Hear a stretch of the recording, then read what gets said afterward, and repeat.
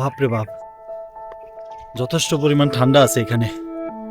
ও হো হো, সেই সেই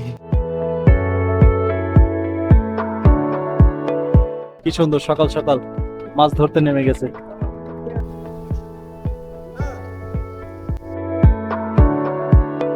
পুরা নীল কালার দেখতে, এই জিনিসটা দেখতে দারুণ।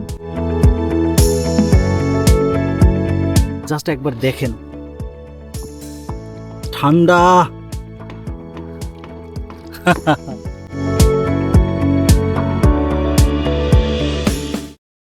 নেত্রকোনা বিরিশিরি এ এক মায়া ধরানো জায়গা, এবং এই জায়গায় মাত্র 1500 টাকার ভিতরে ঢাকা থেকে বিরিশিরি যাওয়া আসা ও এর সাথে আরো 5টি স্পট, কিভাবে ঘুরবেন, কোথায় আগে যাবেন, তার সম্পূর্ণ ভ্রমণ গল্প থাকবে এই এক ভিডিওতে। আমি আপনাদের অনুরোধ করব এই ভিডিওটি সম্পূর্ণ দেখার, কারণ কিছু ছোটখাটো বিষয় আছে যেগুলো আপনি অনায়াসে এড়িয়ে যাবেন, যার কারণে আপনার পুরো ভ্রমণটি বিরক্তকর হয়ে যাবে, তার সাথে টাকাও প্রচুর খরচ হবে। তাই ভিডিওটি না টেনে সম্পূর্ণ দেখুন আর উপভোগ করুন প্রকৃতির এক অপরূপ নিদর্শন।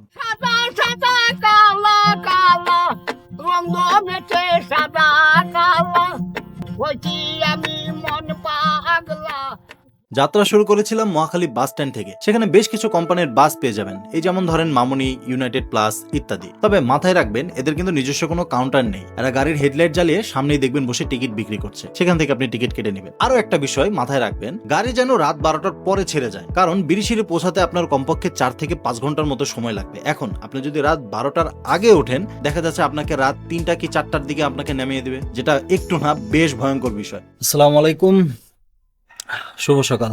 এই মুহূর্তে আমার বর্তমান উপস্থিত আছি উত্তরাইল বাজার বিরিশিরি। আনুমানিক 6টা সাড়ে 6টার দিকে আমাকে এখানে নামিয়ে দিয়েছে, এবং আমরা খুব শীঘ্রই এখানে বেশিক্ষণ ওয়েট করব না। প্রচন্ড ঠান্ডা, আসলে ঢাকার মানুষজন এই শীতটা আর কি ওখানে উপভোগ করতে পারবে না। উত্তরাইল বাজার নামার পরে দেখতে পাবেন অনেক বাস সারিবদ্ধভাবে দাঁড়িয়ে আছে। এই পথ ধরে আপনারা সোজা চলে গেলে হাতের বামে একটি রাস্তা পাবেন। এই পথ ধরে যদি আপনারা হাঁটতে শুরু করেন, অল্প কিছু লোকজন পাবেন। যদি আপনি রাস্তা না বুঝেন, তাদেরকে জিজ্ঞাসা করবেন যে ভাই, বিজয়পুর যাওয়ার যে নদী পারাপার রাস্তাটা কোন দিকে, দেখবেন তারাই আপনাকে দেখিয়ে দিবে।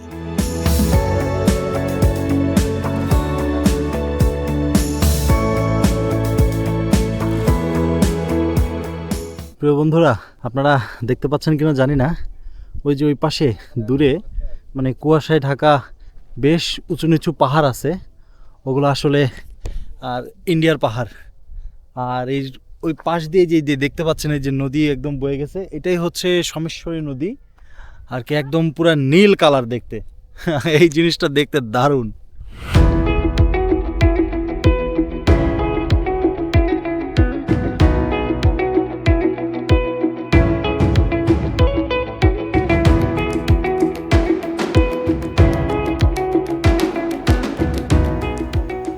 কাপ রং চা, দারুণ লাগতেছে, ঠান্ডা।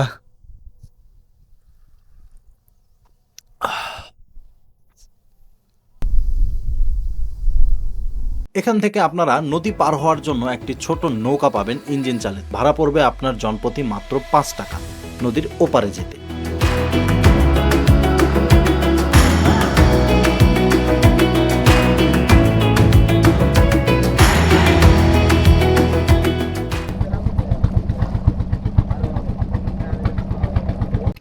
খুব সুন্দর একটা ঠান্ডা একটা বাতাস, প্লাস মানে সূর্যের আলো, নীল রঙের পানি, মানে খুব ব্যাপক লাগতেছে এক কথায়।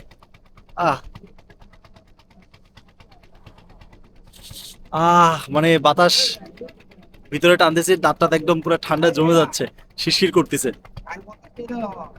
এবং এই যে দেখেন কি সুন্দর সকাল সকাল মাছ ধরতে নেমে গেছে।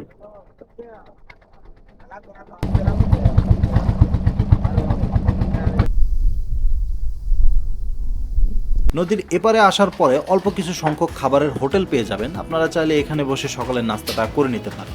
এবার আসেন মূল কথায়, আপনারা সকল জায়গায় কিভাবে ঘুরবেন। আপনারা যদি আমার মতো একজন অথবা 2 জন হয়ে থাকেন, তাহলে আমি বলবো আপনারা একটি বাইক ভাড়া করে নিন। 500 থেকে 600 টাকা পড়বে, 4টা থেকে 5টা প্লেস আপনাদের ঘুরিয়ে দেখাবে, আপনারা ফুললি স্যাটিসফাই হবেন। আর যদি আপনারা সংখ্যায় বেশি হয়ে থাকেন, তাহলে এই ঘাট থেকে আপনারা সর্বপ্রথম চলে যাবেন বিজয়পুর। সেখান থেকে একটি অটো রিজার্ভ করে নেবেন, 1200 থেকে 1300 টাকা পড়বে। তেনারাও আপনাকে 4টা থেকে 5টা প্লেস ঘুরিয়ে দেখাবে। রিজার্ভ করাটা জরুরি, কারণ এক একটা প্লেস এক একটা জায়গা থেকে অনেক দূরে দূরে। ভেঙে ভেঙে যাওয়ার চেষ্টা করবেন না, না, এতে আপনার অনেক টাকা খরচ হবে। আর কিছু কিছু জায়গা আছে সেখানে কোনো অটোই পাবেন না, দেখা যাচ্ছে আপনাকে অনেকটা পথ হেঁটে আসতে হবে, যেটা অনেক কষ্টকর। এবার সবচেয়ে বড় প্রশ্ন হলো, অটো রিজার্ভ করার পর সর্বপ্রথম কোন জায়গায় যাবেন? আমি বলবো আপনারা ডাইরেক্ট সকাল সকাল চলে যাবেন বিরিশিরি, কারণ এই সময়টা পৌঁছালে আপনারা একদম কোলাহল মুক্ত পরিবেশ পাবেন, আপনারা আপনাদের মতো ঘুরতে পারবেন, নিজের মতো করে নিজেরা ছবি তুলতে পারবেন, কোনো প্যারাই থাকে। আর যদি এই প্লেসটা আপনারা হাতে রাখেন যে পরবর্তীতে এসে ঘুরবো, তাহলে এত পরিমাণ গ্যাদারিং পাবেন যা বলার বাইরে। আপনারা নিজের মতো করে নিজেরা ঘুরে শান্তি পাবেন, এতটুকু আমি গ্যারান্টি। বন্ধুরা, আপনারা আমার পিছে এই যে দেখতে পাচ্ছেন,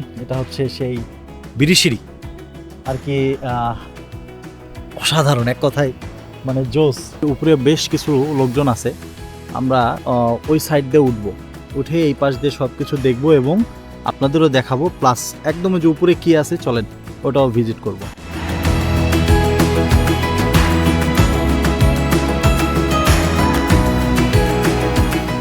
একটু হালকা ট্রেক করতে হবে, একটু সাবধানে, কারণ এই পাথর না, আসলে মাটিগুলা একদম মানে পাথরের মতোই বেশ শক্ত।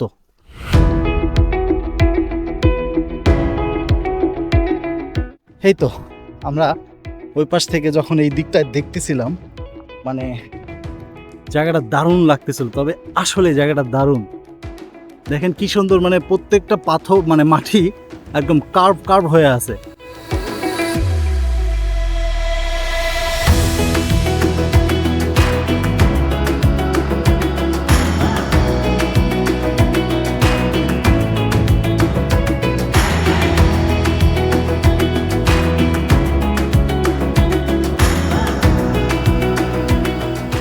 আমরা ওই যে উপরে একটু যাব, যার কারণে এই ঝোপঝাড় দিয়ে যেতে হচ্ছে, যেহেতু রাস্তা একটাই। নিঃসন্দেহে ট্রেকিং হচ্ছে ও হো সেই সেই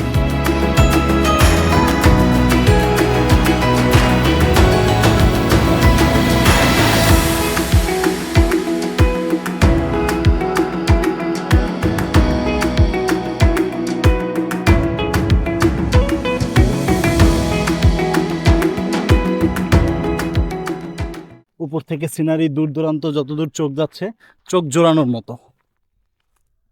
আমার চোখ বারবার শুধু ওই পাহাড়ের দিকে যাচ্ছে, মানে মন চাচ্ছে যদি এক লাফ দিয়ে যাওয়া যেত কোনোভাবে।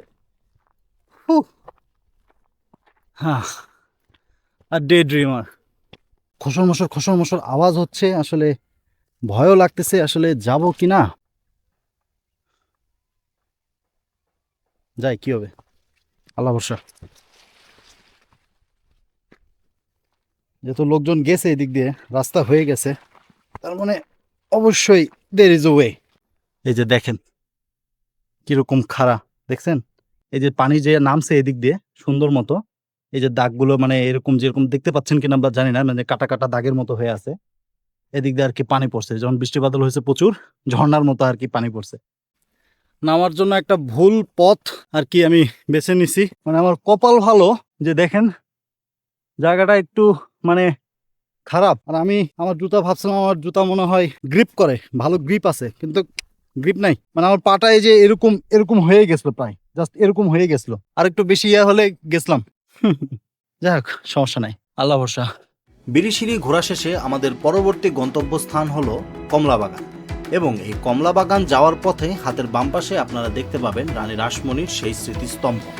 রানী রাসমণির এই স্মৃতিস্তম্ভ নিয়ে একটি খুব সুন্দর ব্যাখ্যা আছে, আপনারা চাইলে গুগল করে একটু পড়ে নিতে পারেন, কারণ এই ব্যাখ্যাটা করতে গেলে দেখা যাচ্ছে ভিডিও অনেক লম্বা। বন্ধুরা, এখন আমরা যাচ্ছি কমলাবাগান, কমলা দেখতে, দেখি কমলার দেখা পাই কিনা।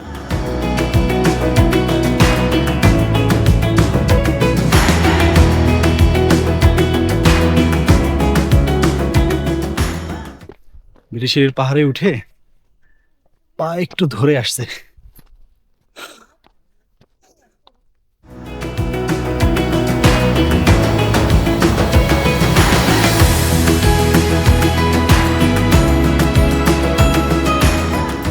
দর্শক, কমলা বাগানটা আসলে যে এইখানে আমি চোখে দেখতে পাচ্ছি যে ওখানে আর কি একটা বেড়া জাল দিয়ে পাকায় দিছে। কমলা বাগান নাম হলেও আশেপাশে কোনো কমলার দেখা পাবেন না, কারণ এই বাগানটা অনেক দূরে অবস্থিত আর তার কাটা দিয়ে বেড়া দেওয়া, তাই সেখানে গেলে ঝামেলা হতে পারে।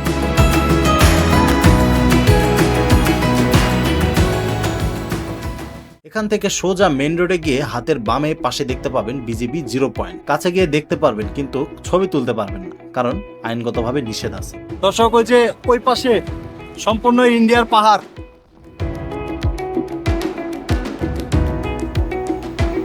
আর আমাদের পরবর্তী গন্তব্যস্থান হলো পুটিমারি ক্যাম্প। এইখানে একটি নীল পানির জায়গা আছে যেটা দেখতে নাকি বেশ সুন্দর। এক কথায় মানে অসাধারণ। ও সেই সেই সেই সেই সেই দর্শক, আপনারা দেখতে পাচ্ছেন কিনা দেখেন, এই যে এখান দিয়ে একদম পানি যে কি পরিমাণ গভীর আছে এই জায়গায় আমি বুঝতে পারতেছি, এবং দেখা যাচ্ছে পর্যন্ত। ও সেই জাস্ট দেখেন, পুরা টুকো নীল।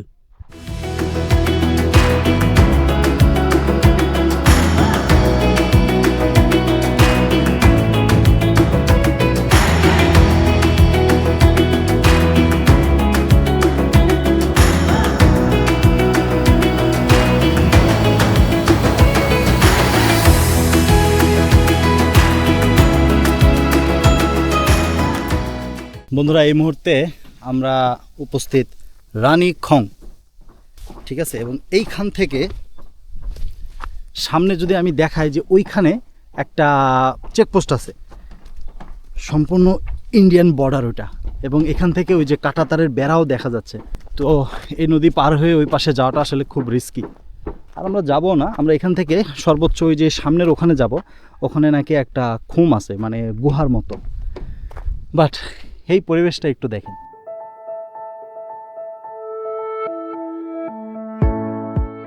দেখেন কি স্বচ্ছ পানি, জাস্ট একবার দেখেন, ঠান্ডা পানি, একদম ঠান্ডা।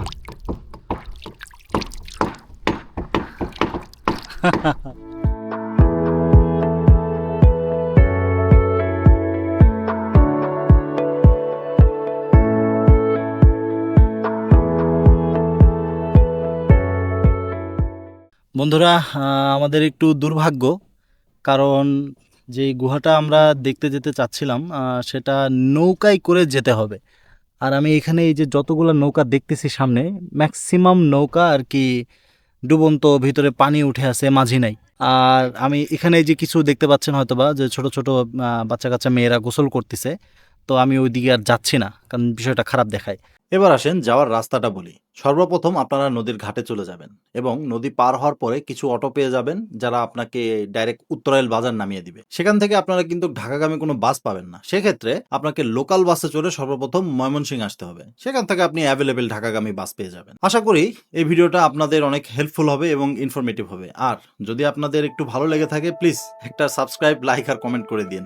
Thank you.